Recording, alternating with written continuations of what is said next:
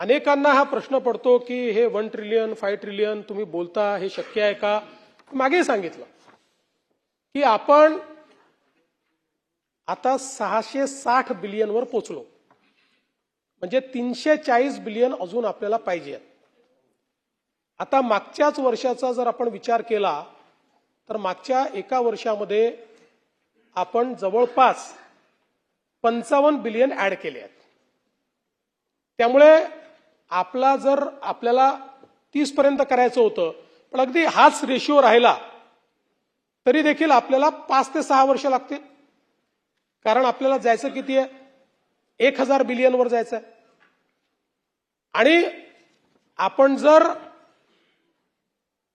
आपल्या ईएससीने जे सांगितलंय त्याचा विचार केला, कारण काय गोलपोस्ट शिफ्ट होतं. $1 ट्रिलियन इकॉनॉमीमध्ये डॉलरची किंमत ही सारखी बदलत असते.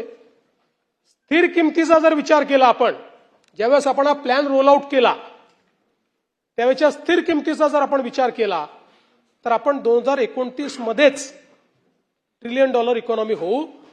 पण आपल्याला ऍक्च्युअल आजचा जो रेट आहे याचा विचार केला तर कदाचित 30 मध्ये 31 मध्ये आपण हे पूर्ण करू, कारण एखादं वर्ष मागे पुढे होईल. आणि मग 5 ट्रिलियन आपण 47 पर्यंत असं कसं म्हणता, असं जर कोणी विचारलं तर आपण